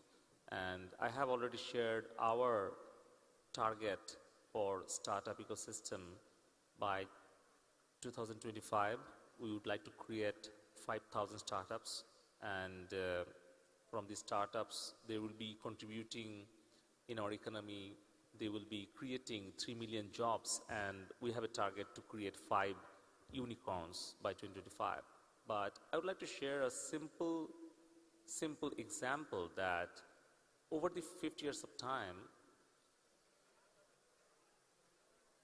7 million small and medium entrepreneurs created 30 million jobs. And over the last 6 years of time, 2,500 startups created 1.5 million jobs. If you do the simple math, then you will get the result. These 7 million SMEs created on an average 6 jobs for per SME. But one single startup created more than 600 jobs. If you talk about Bikash, if you talk about ShopUp, Daraz, Chaldal, or Pathao, we have seen this massive transformation in our economy. So that is why our target is to develop the startup ecosystem by 2041.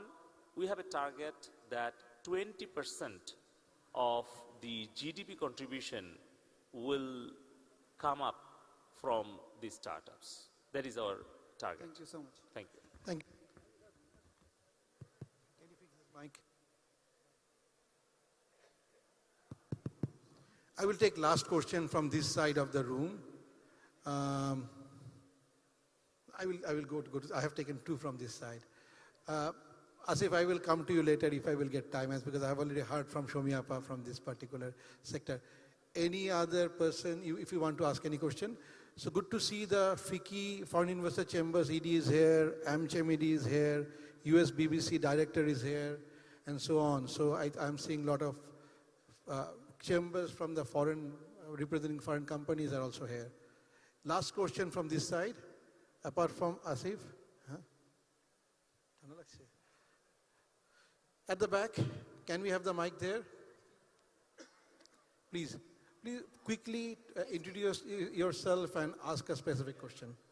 I'm Tamanna Rabbani. I'm an entrepreneur. Actually, it's not a specific question. It's just a general question to Mr. Joshim, our Honorable President of FBCCI. Joshim bhai, after this event, jara investors ashlo, how do we connect with them? That was my question. Very simple and specific.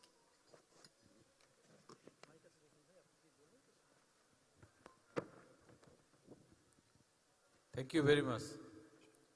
I'd like to thanks to our Honorable State Minister, our Smart Minister for Smart Bangladesh, and all the guest of honors and the panelists for digital economy. And actually, I am here to come here for listening, not to say something, but this is my opportunity. I like to thanks everyone. This is opportunity for us. FBCCI celebrating 150 years of celebration. We arrange a business summit, and this is a beginning for because we thought why not to start?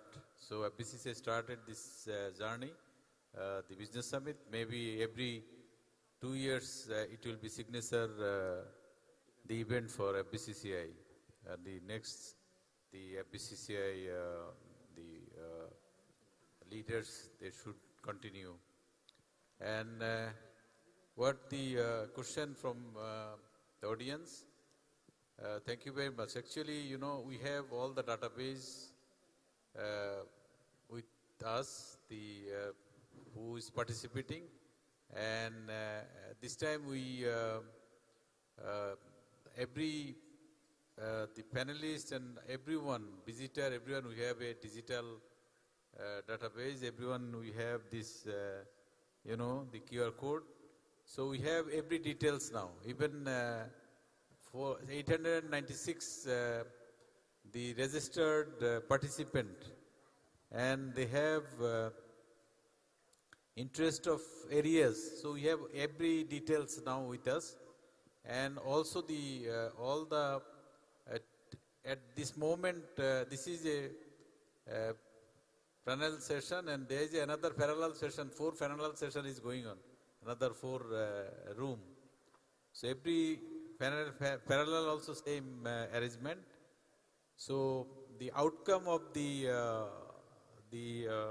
you know, discussion and all the recommendation what discussed here and recommendation, of course our the people they noting, and will come back to policy maker any recommendation and anything.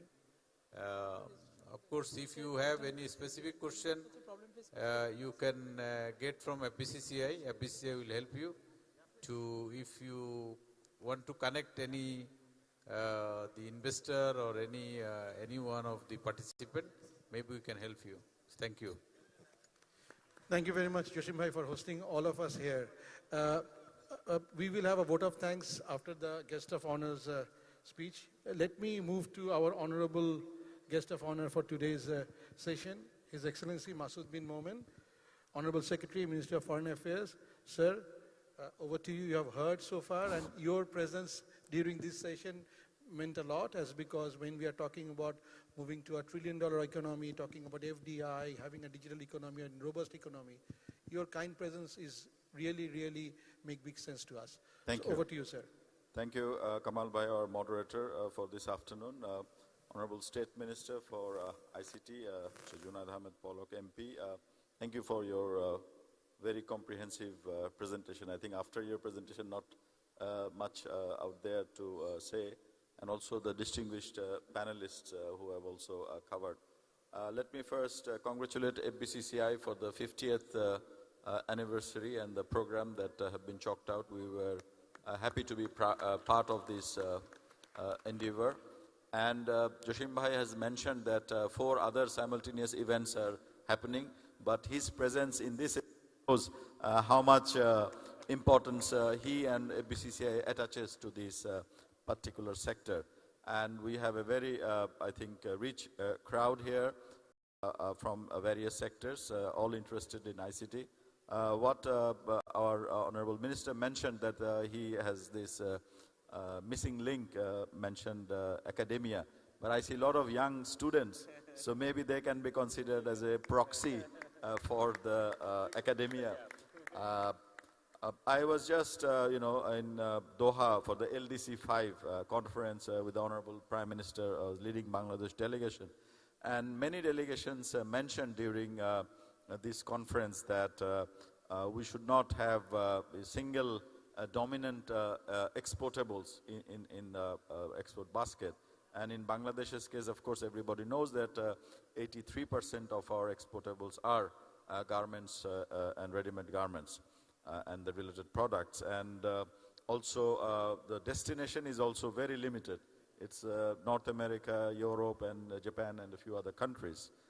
Therefore, in order to reduce this dependence, many people talk about pharmaceuticals, leather, shipbuilding, jute, agro products, plastic products, etc. But I think IT and IT-enabled services is the way to the future, as mentioned by the BASIS president, because that is the future, and we should take full advantage of that. ICT Minister mentioned about the tremendous potentials that it has got, and we have all seen that during COVID-19, which was a great challenge for the world and also for Bangladesh, but it also provided us with huge opportunities for digital solutions and innovations, and Bangladesh was no exception. I think our whole e-commerce ecosystem really thrived during that period. And now that the world is again faced with another crisis, the Ukraine war and its fallout and the sanctions, etc., has posed us tremendous challenges of supply chain disruptions and food, fertilizer, and fuel shortages. And perhaps, the digital solutions can be a way out of this problem, and whichever country can take advantage of that. Through digital means, local ideas meet with global clientele, and for young, skilled professionals and innovators, sky limit. Huge potential for our education sector, healthcare sector, and agro sector, and we are seeing the benefits. And also the service delivery system of the government to the doorsteps of the rural and peripheral population. We have a very good program in Bangladesh which started with the Prime Minister's office. The A2I project has proved tremendous success, and other developing countries are following this model through South-South and triangular population, triangular cooperation. In the Ministry of Foreign Affairs, of course, we have to provide various kind of services to the almost 10 million expats or diaspora, all over the world. And out of that, about 5 million, stay in the Middle East. And they are not, they are live in far-flung areas and economically not that much solvent. So we, with the help of the ICT Ministry, trying to reach them through digital means, through digital centers, so that they can solve their problems, consular problems. Another thing we started through our missions is to reach out the talent pool that we have in North America, in Europe, and also in Japan. How to tap that, our friend from Canada, Bangladeshi origin, he spoke a few minutes ago. So we need to tap these resources that we have by providing them the right kind of platform, that when they come to Bangladesh, where to go and who is going to help them and how. When I was in New York and Japan, I tried to, and they have very good intention to help or be helpful or part of the Bangladesh story. So we need to do that. And another service, of course, the investment opportunities in the digital sector or in the ICT sector. We have 81 embassies and missions abroad, and through them we can also attract investment.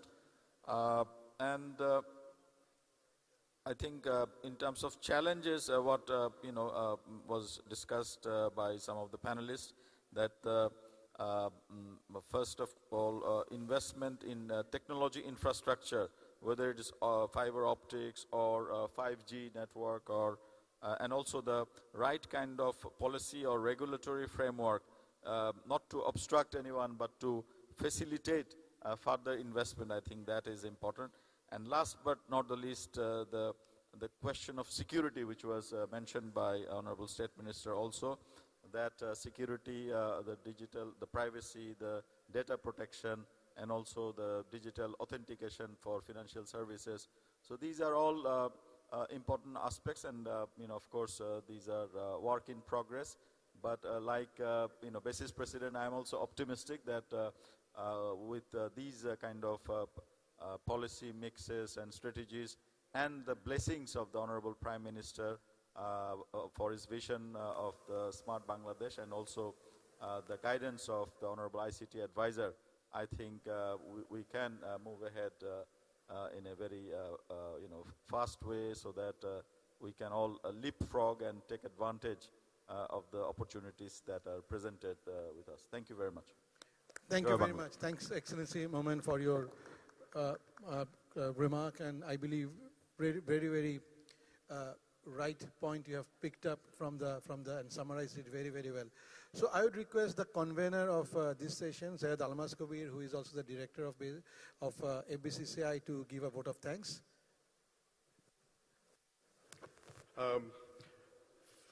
Very big thanks to our smart minister. Thank you for taking your time and coming here and on time, even though we could not start it on time, and giving us a very comprehensive, exhaustive presentation.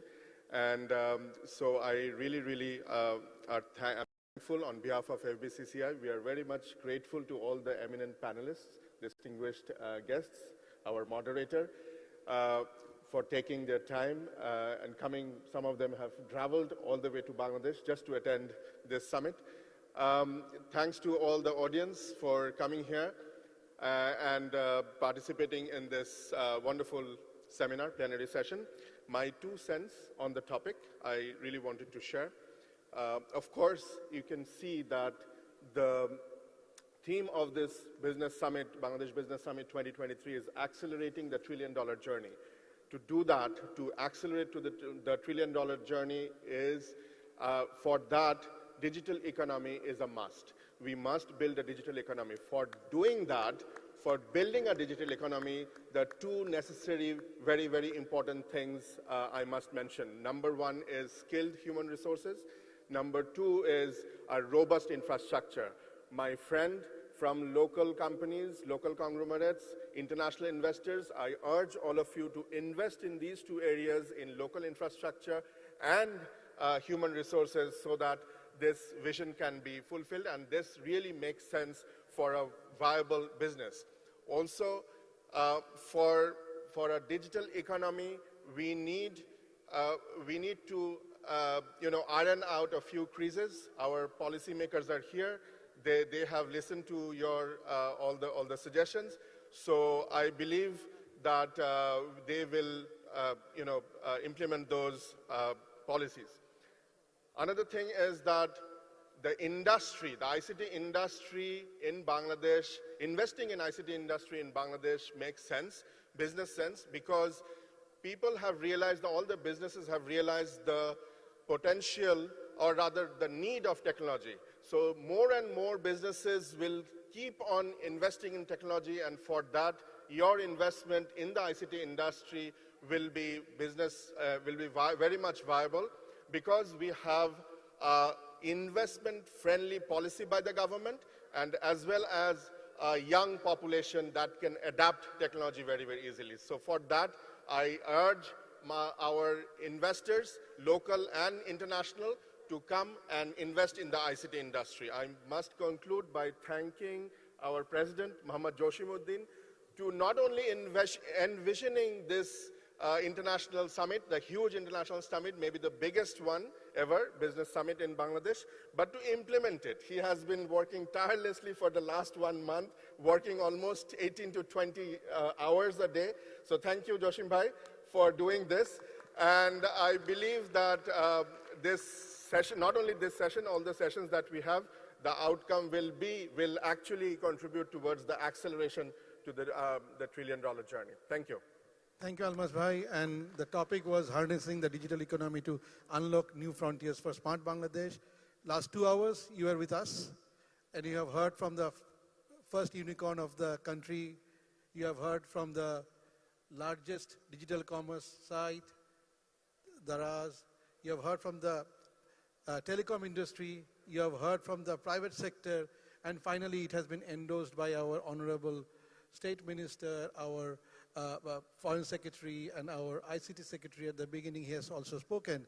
I think digital economy of Bangladesh is at the right hands.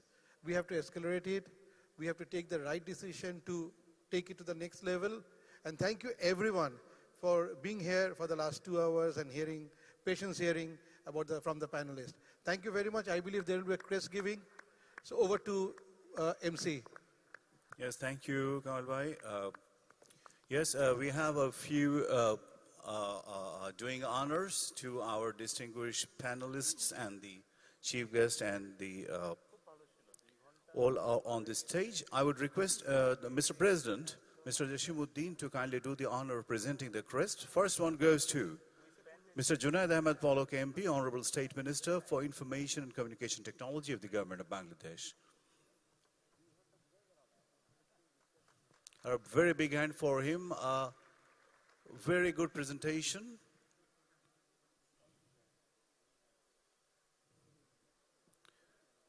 Next one goes to Mr. Masood bin Momen, Foreign Secretary, Ministry of Foreign Affairs of the Government of Bangladesh.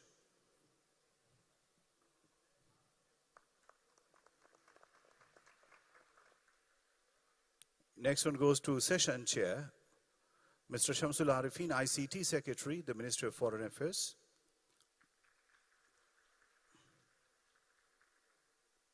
And then it goes to Mr. Kamal Qadir, Founder and CEO of Bikash.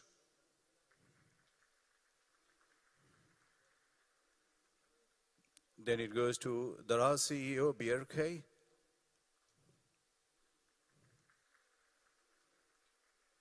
Next one goes to Mr. Vivek Sood, Joint Acting Group CEO, Asiata. Jürgen has already left. Anyone on behalf of Jürgen wants to receive it? On behalf of Jürgen, if anyone is there to receive it on behalf of Jürgen, Telenor. Yes, she's coming on stage. On behalf of Jürgen, she's receiving it. Then we have definitely Russell T. Ahmed, President Basis, the man who is thinking of the future all the time. Thank you, gentlemen. Thank you so much. We end here today's session. Thanks to Mr. Jashimuddin once again for arranging organizing such a good summit. Thank you all and bye-bye.